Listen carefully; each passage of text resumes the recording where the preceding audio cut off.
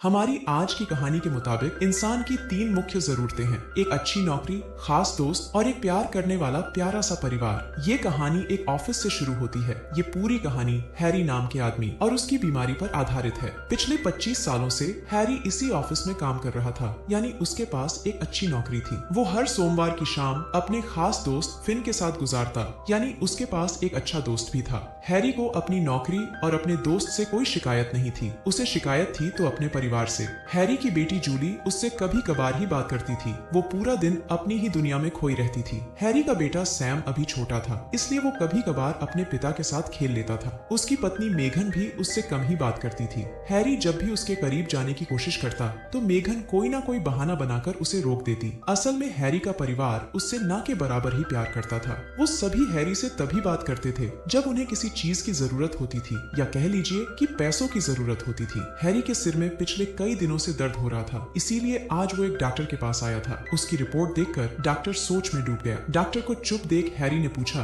क्या कोई घबराने वाली बात है? तो डॉक्टर उसे बताता है कि तुम हाथी में तब्दील हो रहे हो। वो आगे कहता है कि ये एक दुर्लभ बीमारी है। मानव इतिहास में ये बीमारी आज तक सिर्फ 2 ही लोगों को हुई है। हैरान परेशान हैरी उससे पूछता है कि हाथी में तब्दील होने के बाद मैं कैसा दिखूंगा? तो डॉक्टर उसे एक तस्वीर दिखाकर कहता है कि तुम बिल्कुल ऐसे दिखोगे। डॉक्टर की बातें सुनकर हैरी बहुत परेशान हो गया। घर जाते समय भी वो बहुत उदास था। घर आकर वो मेघन को कुछ नहीं बताता कि उसके साथ क्या हो रहा है। अगले दिन सुबह जब हैरी उठता है तो अपने चेहरे में बदलाव देखकर वो बेहद डर गया। कुछ ही दिनों में वो पूरी तरह हाथी में बदल गया। उसका परिवार भी उसके बदलाव को देखकर डर गया, जिसके बाद मेघन ने बच्चों समेत घर छोड़ने का फैसला कर लिया। हैरी उसे रोकने की बहुत कोशिश करता है, लेकिन वो नहीं मानती। बेटे सैम को शायद अपने पिता का ये रूप अच्छा लगा। वो अपने पिता के पास ही रहना चाहता था, लेकिन मेघन जबरदस्ती उसे अपने साथ ले जाती है। हैरी के दोस्त फिन ने भी उससे दोस्ती तोड़ ली और उसे ऑफिस से भी निकाल दिया गया। कुछ ही दिनों में हैरी की जिंदगी नर्क जैसी हो गई। एक रात उदास हैरी एक स्टोर में आता है। स्टोर में मौजूद लोग उसे देखकर डर गए। वो सभी उसे नफरत भरी निगाहों से देखने लगे।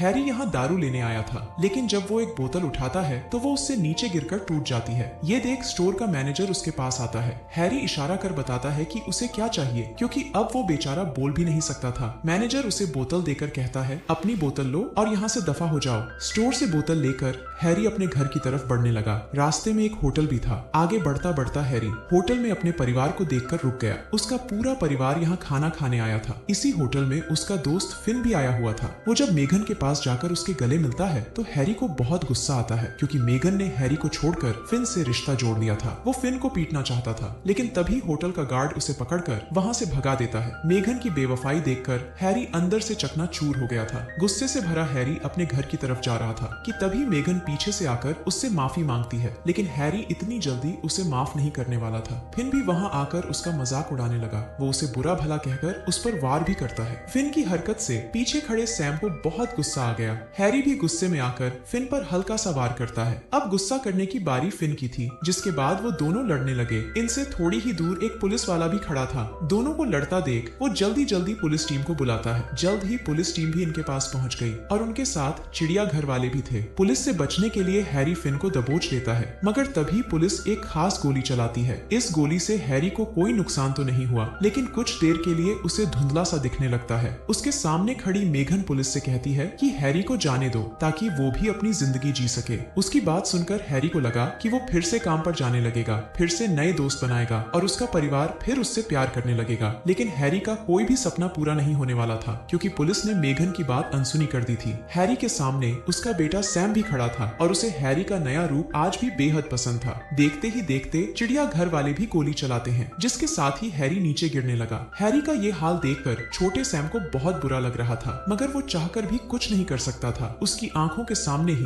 उसका पिता हैरी बेहोश हो जाता है। अब कहानी कई सालों बाद शुरू होती है। हमारा छोटा सा सैम अब बूढ़ा हो चुका था। वो हर हफ्ते चिड़िया घर आकर हैरी से जरूर मिलता। हैरी को जब चिड़िया घर लाया गया था तो उसके कुछ समय बाद ही वो पूरी तरह हाथी में तब्दील हो गया था। वैसे हमारी इस छोटी सी कहानी में यही दिखाया गया है कि बीमार इंसान को सब छोड़कर चले जाते हैं, उसे काम से भी निकाल दिया जाता है। बीमारी के समय जो साथ देता है बस वो ही हमारा होता है। इसी के साथ इस कहानी का यही अंत हो जाता है। हमारी वीडियो देखने के लिए बहुत बहुत धन्यवाद। अगर आप ऐसी ही वीडियोस के दीवाने हैं तो प्लीज मेरे चैनल को जरूर सब्सक्राइब करें। मिलते हैं अगली वीडियो में, तब तक के लिए नमस्कार।